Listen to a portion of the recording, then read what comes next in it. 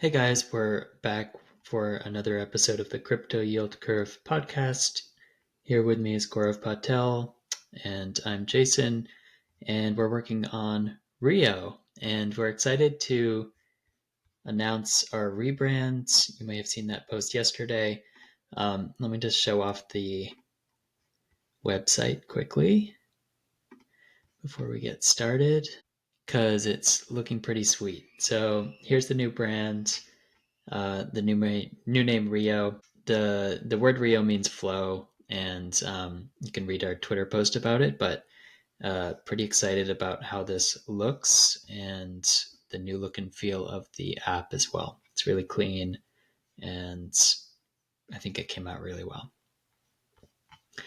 And with that, let's jump into the topic of the day, which is this tweet that I posted recently. So, there's been a lot of finger pointing. I think this kind of sums up the uh, crypto Twitter right now, or the DeFi space overall. You could fill in just about any name right here at the moment. And I think it's, the last couple of weeks have been a lot of learning for DeFi and for all of the protocols involved. So these are just a couple of thoughts that I had about what might be coming in the future after these learnings have been taken into account by protocols, and thought this might just be a good spontaneous discussion around these items. Cool. So I'm going to read the tweet out loud, and maybe as I do, we can go through some of the points and you can talk about what you were thinking and why we need to do what you recommend. So, next generation curation features will include off chain ratings of vaults for end users. So, what do you mean by that?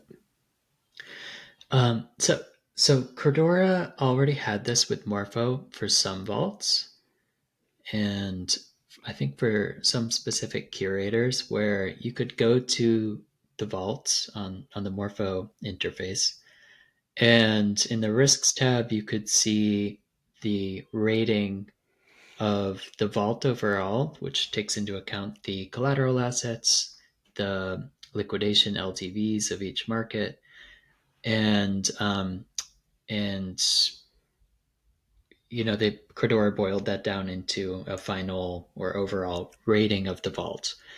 And unfortunately, this was pretty hidden in the risks tab. Most users probably weren't even aware that this existed. And for me, it was always like, okay, well, it doesn't exist on some vaults. And so I'm not going to just, I basically stopped going to look for it when I didn't find it on a couple of the vaults. Um, and so this is something I think that we'll see a lot more of in the future. And, wouldn't it be great if for every vault you could see the third party ratings by three separate trusted rating agencies that have built up some reputation in rating credit risk on these vaults and on the individual assets that they're deploying to, or pools that they're deploying to? Um, wouldn't that be, nice? So, I have a question for you. Very basic question. So, I know Credora, which is now under the Redstone umbrella, um, they had given ratings for yield bearing tokens, right? So down very at the atomic level, they will they will rate how risky a particular token is to lend against. Okay, what is the difference between that and the rating of a vault? So there's rating of a token. What is like? Why do you need a different rating for a vault? Is it kind of like an Yeah, average of the risk, or does it take into account other factors? yeah. It should take into account other factors. So, what is more risky? Um, a CBBTC USDC Morpho blue market with an 80% LLTV or 90% LLTV. 90% LTV. Right. And what if they deploy to two underlying markets with different LLTVs? Maybe it's some average, right, in the middle of Yep. those. And what about the oracles, right? Maybe both of those markets, even though they have the same collateral asset, maybe they use different oracles. And on top of that, right, maybe they're taking into account, like for the vault rating, they should take into account probably where the money is currently. So they might have approved one of those markets, but they might not be actively deploying funds into them, right? So all of these factors should come together to result in some overall rating of the vault. Utilization is another one, right? Maybe one of the markets is fully utilized, and maybe that's a flag of some unknown risk that the curator hasn't picked up on yet. So ideally, I think these ratings are somewhat reactive to the market, but I think that they'll be a little bit um, more like TradFi ratings in the short to midterm, where maybe they're updated on a month to month basis based on at least for the underlying markets, the more atomic markets, where the collateral and the protocol risks might be evaluated on a month to month basis, but are not expected to change very frequently.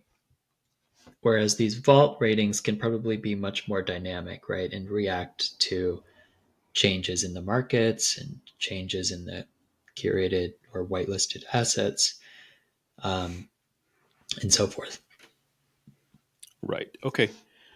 So just to summarize in my own words, that the way the vault rating is different from the collateral rating is that the vault includes lots of different types of collateral, um, lots of different LLTVs, oracles, maybe liquidation mechanisms. I don't know. I'm just thinking out loud.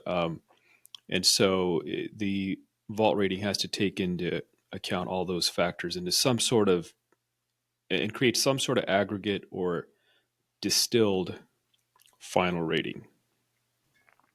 Yeah, correct. And good point on liquidations, right? Do the markets have liquidity? And is it deep enough so that during a volatility event, you can still liquidate users? Yeah. Right. So and that's how that's the value proposition someone like Redstone could provide with these ratings is they're like minute to minute updating. Maybe not now, but maybe in the future. I don't know what the status is right now, but like minute to minute updates of risk based on liquidity on dexes and maybe gas prices. Like maybe that's going to be a factor somehow. Uh, but that is kind of like what their long term value proposition for this sort of ratings, vault ratings should be. Yep. Yep. I think so. Okay, cool. Next point, you said for next generation curation features, on chain ratings, rating checks for curators when adding collateral. Talk about that. Yeah. So I don't know. I'm not certain on any of these whether they're good or bad ideas, but if there's demand for it, these ratings could come on chain, and they could be one of the building blocks that curators and vault operators um, have or have to abide by on chain. So, for example, curators, if you had this data on chain, um, like we were saying, right, if you have a CBBTC USDC market with an 80% LTV, maybe that comes along with some kind of rating, um, which would take into account the wrapped nature of the asset, right, and the risks there, and maybe the LLTV and so forth. And if you had that data on chain, maybe the rating, let's just say, is a B plus rating, and you could have a vault that only allows you to whitelist B plus or higher rated collaterals, right? And if a curator then goes to try to add a new collateral, which their users might not be aware of, and so forth, as we saw with some of the recent curation shenanigans, uh, they might not be able to do so, right? Because they have this on-chain check, and um, and you could go further, right? Like perhaps if collateral assets drop in their ratings, perhaps if you have that data on chain, then immediately no more borrowers could borrow against it. So you could do a lot of cool stuff on chain here. And again, I don't know if this will end up evolving to be on chain or off chain, but certainly a pretty big design space that's, I think, currently underexplored. Got it. Yeah, that's Um, a very and cool idea. and I think overall, this is kind of where I see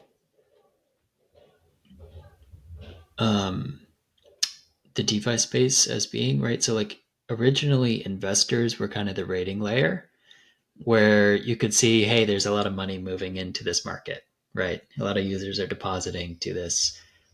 Maybe it's High even like, TVL, like high yeah, TVL is a exactly. signal, right? High TVL was a signal, high volume was a signal, and that stuff's getting easier to fake as more money moves in to DeFi and so forth. So this kind of lost signal, maybe in this last cycle or the previous cycle, and then curation emerged as the rating layer, right? So people would say, "Oh, I see MEV Capital has put their stamp of approval on this asset, right? Because they're including it in some of their vaults." And this became the rating layer.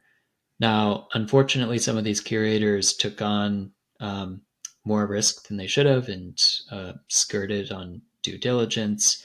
And so now we're I think moving beyond curation as DeFi's rating layer to something else, right? This credit layer emerging. Um, and we've been big fans of the Credora team, uh, like you said, now under the Redstone umbrella, and they're one of the only ones that I know of that's kind of positioned well to capitalize um, on this upcoming change. And let me just slide back to here.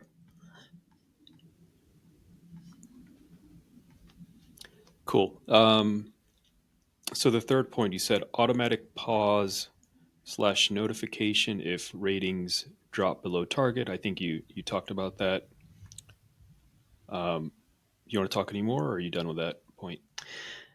Yeah, well, I mentioned notification here, and I did below as well. So, like notification systems by leading front ends for changes to risk to end users.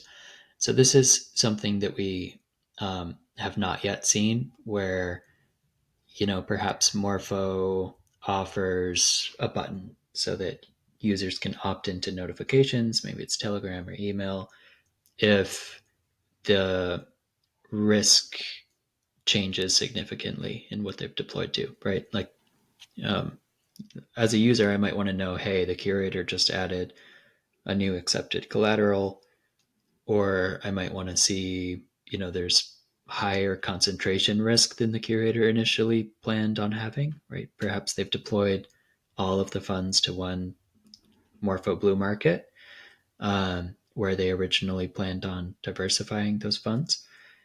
And in general, like a notification layer hasn't yet really emerged in DeFi. Um, but I think as delegation becomes more common, I mean, it was already very common this cycle, um, but the next generation of curation should include some kind of notification system so that curators can curate and users can be aware that, they're actively um, changing uh, that basket, right, of yield bearing funds. Right. Okay. Um, Next point, curator ratings. Where did Telos Consortium come from, and why is their website down? And you're right, I had never heard of Telos Consortium before the recent event. And I think there's like, I saw a list of curators recently, like most of them I had not heard of. So talk more about that. Yeah. So this is like I think I don't know who this will be in the end, like rating curators, or maybe it's just their own reputation and brand name that becomes this rating system. So I don't know that there needs to be a third party out there looking into every curator and rating them individually, but that would have probably prevented some of these recent losses, right? Like, who's their team, right? Are they transparent? And a lot of these curators were not, when people went back to look. And so I think that this is a service that could be in demand, and yet others like Gauntlet, have kind of built their brand beyond this to some degree already, where they've kind of proven themselves, right? And in this recent volatility event, they were the ones that had uh, protected their users and had not deployed to some of these riskier collaterals. Um, but again, like holding them accountable in the future would be great, to ensure that they maintain those standards that they've applied to themselves to date, and vice versa, right? Some of these shadier ones that people hadn't heard of, and you go to look for their team page after a bunch of money's been lost and their website's down and so forth. So, and I don't know if Talos Consortium was legit, so I'm completely uninformed and have not looked into them. So take that with a grain of salt. Cool. Um, Credora Network leading the way there. Any more thoughts on that? No, I think they're well positioned, and be great to see what they do with the support of Redstone. Transparent curator capital at risk for alignment. Oh, before we move to that point, I was just thinking the curator ratings. One last thing on that. It seems like that's maybe the hardest in this, one of the hardest things in this list to pull off because these, you only get a signal that one curator is better than another when things go wrong. And Yeah. ideally, you'd like to have a signal before things go wrong, but really, the signal only emerges when things go wrong and curators fail. Yeah, and this might be something that emerges after we have more, like after the next cycle, 2 cycles from Yep. now, right? Like we're about to talk about curator capital at risk, and this could be one number that plays into curator ratings, right? Um, and why don't you talk about this or explain this one because you brought this up in a separate tweet? Yeah. So um, in TradFi, if you're deploying, if you're if you have any level of sophistication and you're handing your money over to a hedge fund manager to manage, you want to know how much of the fund is the general partner, the manager, the investment, the entity that decides the investments, how much money do they have at risk? And if they don't have anything at risk, or if they have very little at risk, it's a signal that you probably shouldn't deploy your own money because they have no skin in the game. And like basically this the little the little arrow waterfall that you showed about how things are evolving. the actual risk assessment is moving down to a different layer for the curators. In other words, the curators are really funds. They are really future hedge funds, or you might think of them like the biggest ones will be like BlackRock. And so, they need to have skin in the game.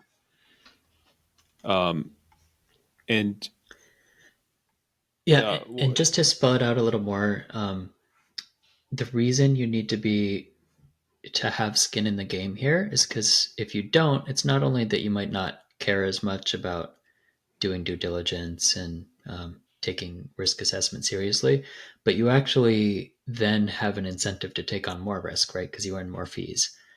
And so if you don't have skin in the game, um, why not invest in the riskiest stuff and you'll earn the most amount of fees and so forth. Um, so yeah, it really enforces that risk assessment and taking rating seriously and so forth.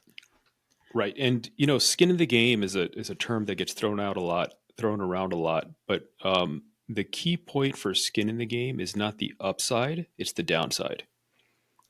You skin in the game means you have more to lose if you perform poorly. And so, right now, in the current state of affairs, if the curator does a bad job, what do they lose? Well, they may go out of business. Their reputation will take a hit. They may go out of business, but they'll get jobs other places and they'll be fine. If they actually put their money at risk, that's another thing they would lose if they perform poorly is their own money. Um, and we see this design pattern in lots of places in crypto with bonding and staking and slashing and so forth. So it's a little bit analogous to that. On this note, the recently, maybe in the last day or two, the uh, Sebastian from Steakhouse, who is, I think he's either their founder or their CEO, but um, he basically proposed, should I forgot if their name is Steakhouse or Smokehouse, but uh, I think it's Steakhouse. Should Steakhouse do this? Should Steakhouse put some of their own capital into these vaults provably? And I think just by him saying that, I think this is going to be a thing very soon, like across Cool. the curation space. Yeah, and that might be a cool self reinforcing cycle where then these curators grow bigger, right? They collect more fees. Now they have more money to put behind their reputation, and thus continue to capture market share. So it seems smart to me, Yep. even if that number is relatively small initially. Yep. Okay. Next thing, insurance. Uh, yeah, so we talked a little bit about this recently on another episode, and insurance has not yet really worked in DeFi. It's just been too expensive to underwrite smart contract risk, essentially, or all the risks in general, um, to make it worth buying, right? So like I'm not going to buy insurance for 2% to apply to my position on Aave that's earning 4 or 5% because now I'm earning 2 or 3% less than treasuries would yield. Um, and insurance, I think the price really needs to drop, and that will probably honestly just take time in DeFi. But I think that there are a lot of creative applications of insurance that remain underexplored. One example is someone pointed out recently that the why is it does it make sense for protocols to be the ones paying a 10% bounty on hacked funds out of that hacked amount, right? Like they're kind of committing this amount on behalf of users committing this amount of users funds on behalf of users to a potential white hat or hacker, right, to incentivize them to return the stolen money. And like these are interesting applications, I think, where it you could almost put that under the insurance category, where like you could buy as a protocol, you could buy insurance for this 10% bounty, right? Um, and if hacked, the insurer would put up that 10% and, thus have more likelihood of returning that money and keeping users whole. That's just one example of like how this could potentially be explored further while increasing, the security of funds and not having it cost a ton of money because you're not insuring the entire pile of money. Um, One more application that we discussed previously is partial insurance based on planned diversification of funds. So if I'm a curator and I'm deploying to five separate sources of yields, right? Let's just assume 20% in each of those. Um, Excluding something systemic like Oracle risk, if any one of those gets hacked, then we have a 20% loss to cover. And that should, in theory, cost one fifth as much as insuring the full amount does. And then perhaps it's something that the protocol itself can pay for or users can afford, right, on the side. So I think these are interesting applications of insurance that might go pretty far in DeFi without having to wait 10 years for protocols to prove that they're unhackable and so forth. Um, and we'll see if that plays out or not. Yeah. Um, my other thought on this insurance is, and I'll put a caveat in there that I have not looked at Nexus Mutual in a couple of years, but their original model was that they're more like a company rather than a marketplace. So, if I could draw an analogy, Aave is like a business or a bank, and Morpho is like a infrastructure or a marketplace. And the Nexus Mutual design relied on like a lot of diversification of underwriting risk against multiple protocols, and that meant they could not really scale in like a power law fashion to cover certain protocols at 10 times the amount as other protocols. And so, I think I don't know if V2, this is speaking from a place of ignorance. I don't know if their V2 got there or not. I haven't looked at it recently, but more of a marketplace model in insurance, I think would help a lot of this. More like Lloyd's of London rather than a single insurance company. Um, and I think we will see the space evolve, especially I think all these tools like ratings um, and curators and they will help provide the actuarial data for better um, underwriting of risk. Yep, agree fully on that. Um, Okay. and then this next one we've I think already discussed upfront risk displays, right? Even when some of these vaults had ratings, it was hard to see what they were or find those ratings. But I expect front ends will be taking this a little more seriously now and putting stuff a bit more upfront. So that'll be great to see. And yeah, what else? Anything I missed that comes to the top of your head? No, nothing I can think of. Cool. Um, so yeah, I think that wraps it up here. And just to shout out our current rewards campaign on Rio, we're offering some good borrower rebates. So if you're interested in trying out fixed rates, perhaps for the first time, and maybe want to borrow USDC against CBBTC or your Ethereum, you can get a rebate on off of the interest rate and some really reasonable borrow rates right now. So go check those out on app.rio.xyz. And thank you guys so much. See you next time.